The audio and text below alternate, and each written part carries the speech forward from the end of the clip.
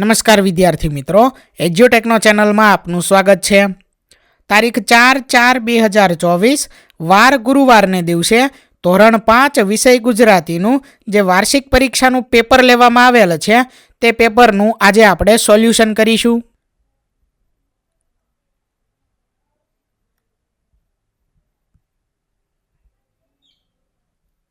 સૌથી પહેલો પ્રશ્ન છે પ્રશ્ન નંબર 1, જેની સૂચના છે નીચેનામાંથી કોઈ પણ બે વિશે બે લીટીમાં જવાબ લખો। જેમાં સવાલ નંબર 1 છે, જ્યારે અમે બહાર ગામ જઈએ છીએ ત્યારે, તો એમાં જવાબ છે ત્યારે અમે નવા કપડાં પહેરીએ છીએ અને ભાડા માટે પૈસા અને જરૂરી ચીજ વસ્તુ સાથે લઈ જઈએ છીએ।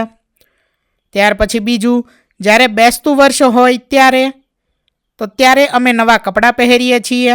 બીજું, અમારાથી મોટા વડીલોને વંદન કરી અને આશીર્વાદ લઈએ છીએ। ત્યાર પછી ત્રીજો સવાલ, જ્યારે મારી સાથે મારો મિત્ર ઝઘડો કરે ત્યારે, જો શાળામાં હોય તો મારા શિક્ષકને જાણ કરું અને ઘરે હોય તો એના મમ્મી પપ્પાને જાણ કરું અને બીજા મિત્રો સાથે મળીને એને ઝઘડો ના કરવા સમજાવીશ। વિદ્યાર્થી મિત્રો, આ પ્રશ્નનો જવાબ તમે તમારી સમજ મુજબ પણ લખી શકો છો। ત્યાર પછી છે પ્રશ્ન નંબર 2, જેની સૂચના છે નીચેના વિકલ્પોમાંથી વાક્યનો સૌથી નજીકનો અર્થ ધરાવતું વાક્ય શોધીને લખો। પહેલું છે, પર્વત ઉપર જવાથી છોકરાને અંબરનું સઘળું રહસ્ય સમજાઈ જશે। તો અહીં અ, બ અને ક 3 વાક્યો આપેલા છે, એમાંથી જે સૌથી નજીકનો અર્થ ધરાવતું વાક્ય હોય તે આપણે જવાબ તરીકે પસંદ કરવાનું છે। તો અહીં જવાબ થશે વિકલ્પ અ, પહાડ ઉપર જવાથી છોકરાને આકાશની બધી જ છુપી વાતો સમજાઈ જશે।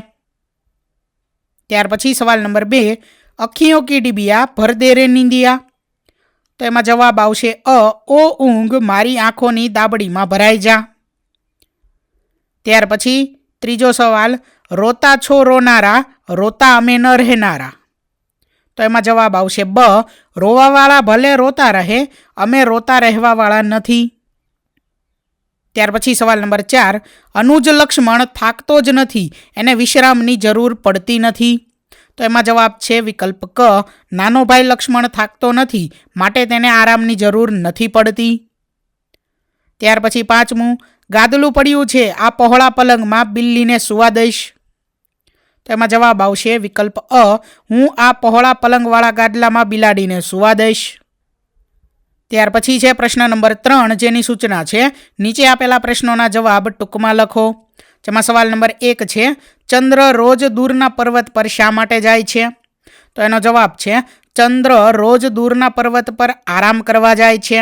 સવાલ નંબર 2, માળી બકરીને ડાંગ શા માટે ફટકારે છે, તો એનો જવાબ છે કે બકરી બગીચામાં ઘાસ ખાય છે અને ફૂલ છોડ ખાઈ અને નુકસાન કરે છે, એટલે માળી બકરીને ડાંગ ફટકારે છે।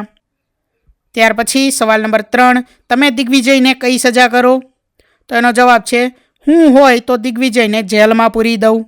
અહીં નોંધ છે કે દરેક વિદ્યાર્થીની કલ્પના અલગ અલગ હોય છે, બરાબર, એટલા માટે વિદ્યાર્થીઓ તમે તમારા મુજબ પણ આ પ્રશ્નનો જવાબ લખી શકો છો, બરાબર। ત્યાર પછી છે સવાલ નંબર 4, લક્ષ્મણે શૂર્પણખાનું નાક શા માટે કાપી નાખ્યું, તો એનો જવાબ છે કે શૂર્પણખા સીતાને મારવા તેમના પર હુમલો કરવા સુંદર યુવતીમાંથી વિકરાળ રાક્ષસી બની ગઈ, ભયંકર અવાજો કરતી તે સીતા તરફ ધસી, તે સ્ત્રી હતી એટલે ઓછી સજાના ભાગરૂપે લક્ષ્મણે તેનું નાક કાપી નાખ્યું। ત્યાર પછી છે સવાલ નંબર 5, તમને રવિની મૂર્તિ ક્યાં જોવા મળી શકે, તો એનો જવાબ છે સૂર્ય મંદિરમાં તથા દક્ષિણ ભારતમાં આવેલા મંદિરોમાં રવિની મૂર્તિ જોવા મળી શકે। ત્યાર પછી પ્રશ્ન નંબર 4, જેની સૂચના છે નીચે આપેલી કાવ્ય પંક્તિઓ પરથી પ્રશ્નોના જવાબ લખો। તો અહીં એક કાવ્ય પંક્તિ આપેલી છે તે વાંચવાની છે અને તેના આધારે પ્રશ્નોના જવાબ લખવાના છે। જેમાં પહેલો સવાલ છે, શૂર્પણખાનું નાક કોણ કાપી લેશે, તો એનો જવાબ છે કે શૂર્પણખાનું નાક નાનો ભાઈ એટલે કે લક્ષ્મણ કાપી લેશે। ત્યાર પછી સવાલ નંબર 2, ખામી કે દોષ માટે આ પંક્તિઓમાં કયો શબ્દ વપરાયો છે, તો એનો જવાબ છે વાંક।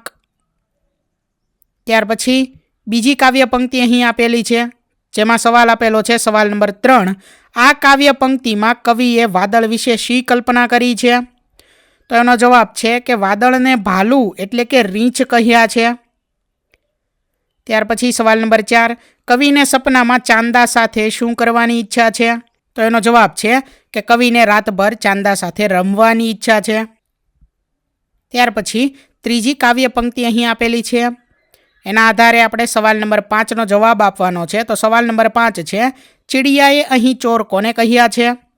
તો એનો જવાબ છે કે ચીડિયાએ અહીંયા મેના, પોપટ અને મોરને ચોર કહ્યા છે.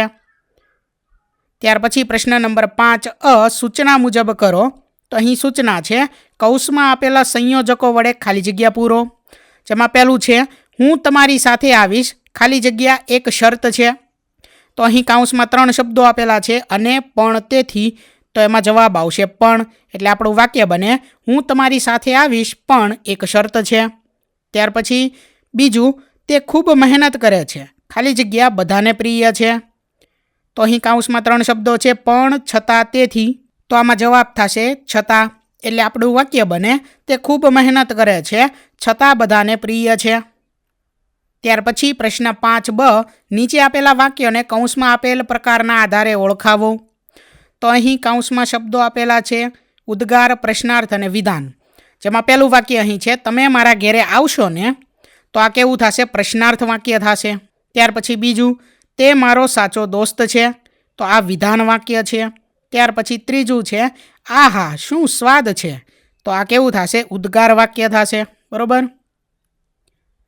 ત્યાર પછી પ્રશ્ન 5ક, નીચેના વાક્યોમાં રહેલી ભૂલો સુધારીને વાક્ય ફરીથી લખો. તો અહીં જે વાક્યો આપેલા છે તેમાં રહેલી ભૂલો જે છે તેને આપણે સુધારવાની છે અને વાક્ય ફરીથી લખવાનું છે. તો પહેલું વાક્ય બનશે, તું મારી વસ્તુ આપી દે, નહીંતર હું તારી ફરિયાદ સાહેબને કરી દઈશ.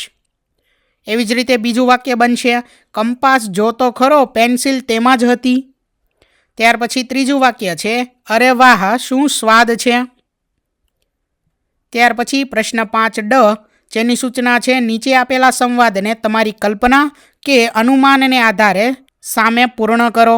તો અહીં સંવાદ આપેલો છે, તેને આપણે પહેલાં વાંચીએ. રામ, શૂર્પણખા, મારો ભાઈ એકલો છે, તું તેની સામે લગ્નનો પ્રસ્તાવ મૂક. શૂર્પણખા, એ તો તમારો દાસ છે. રામ કહે છે, ના ના, એ પણ રાજા જ છે અને તું એની રાણી બનીને જ રહીશ. ત્યાર પછી આ સંવાદને આપણે આગળ વધારવાનો છે.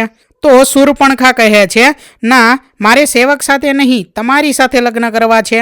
ત્યાર પછી રામ કહે છે, હે દેવી, હું એક પત્ની વ્રતધારી છું, તેથી હું બીજા લગ્ન ના કરી શકું. શૂર્પણખા કહે છે, તો હું તમારી પત્નીને મારી નાખું, પછી તો કરશો ને? ત્યાર પછી પ્રશ્ન નંબર 6, જેની સૂચના છે, કોઈ પણ એક વિશે ટૂંકમાં લખો. જેમાં પહેલું છે, તમારી આસપાસ રહેલી પ્રકૃતિના સૌંદર્યનું વર્ણન તમારા શબ્દોમાં લખો. તો અહીં લખેલું છે, વિદ્યાર્થી મિત્રો, તમે તમારા મુજબ પણ લખી શકો છો. અમારા ગામમાં એક નદી છે, નદી કિનારે વૃક્ષો છે. ગામમાં એક મંદિર છે, ત્યાં એક સુંદર બગીચો છે. બગીચામાં સરસ ફૂલછોડ છે. અમારા ગામમાં રસ્તાના કિનારે વૃક્ષો વાવેલા છે. અમારા ગામમાં ભાગોળે એક વડનું ઝાડ છે, ત્યાં બધા બાળકો રમવા આવે છે. ત્યાર પછી બીજું છે, તમને TS1 જેવા ટાઈમ શટલમાં મુસાફરી કરવા મળે તો તમે શું શું કરો? તો એનો જવાબ છે કે તો હું સૂર્યમંડળના ગ્રહો જોવા જાઉં, ચંદ્ર પર રહેવા માટે જાઉં, મંગળ ગ્રહ પર જઈને પણ સંશોધન કરું, તારાઓ જોવા આકાશમાં ઊંચે ઉડી જાઉં. ત્યાર પછી ત્રીજું, પાઠને આધારે રામ વિશે ટૂંકમાં લખો. તો રામ દશરથ રાજાના પુત્ર હતા. રામના કુલ ગુરુનું નામ વશિષ્ઠજી હતું. રામના ગુરુ વિશ્વામિત્ર હતા. રામ, લક્ષ્મણ અને સીતા સાથે વનવાસ ગયા હતા. રામે તાડકાનો વધ કર્યો હતો. ત્યાર પછી પ્રશ્ન નંબર 7, જેની સૂચના છે, ઉદાહરણ મુજબ વર્તુળમાંના 2 શબ્દો પરથી વાક્યો લખો, કોઈ પણ 3. તો અહીં વર્તુળ આપેલા છે, તેના આધારે આપણે વાક્યો લખવાના છે. ઉદાહરણ આપેલું છે, મીઠું સ્વાદે ખારું હોય છે. ત્યાર પછી અહીં નોંધ આપેલું છે કે બંને વર્તુળમાંથી એક શબ્દ પસંદ કરીને વાક્ય બનાવવું. બરોબર. અહીંયા જે વર્તુળો આપેલા છે એમાંથી 2 વર્તુળ લેવાના અને એક શબ્દ પસંદ કરી અને વાક્ય બનાવવાના. પહેલું છે અહીં, મારું મામાનું ગામ નદી કિનારે છે. બીજું વાક્ય છે, મારા ખેતરના શેઢે વૃક્ષો છે. ત્યાર પછી ત્રીજું વાક્ય છે, હનુમાન રામના ભક્ત હતા. અહીં નોંધ છે કે અહીં વિદ્યાર્થીઓ બીજા વાક્ય પણ બનાવી શકે છે. બરોબર. આ સિવાય તમે બીજા વાક્યો બનાવીને લખી શકો છો. તો વિદ્યાર્થી મિત્રો, અહીં ધોરણ 5 વિષય ગુજરાતીની વાર્ષિક પરીક્ષાનું પેપર જે તારીખ 4/4/2024 વાર ગુરુવારના દિવસે લેવામાં આવેલ હતું તેનું સોલ્યુશન પૂર્ણ થાય છે.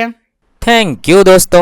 એજ્યુકટેકનો ચેનલ તરફથી વિડીયો નિહાળવા બદલ આપનો આભાર. આવા બીજા વિડીયોઝ નિહાળવા માટે અમારી યુટ્યુબ ચેનલ એજ્યુકટેકનો અત્યારે જ સબસ્ક્રાઇબ કરો. આભાર દોસ્તો.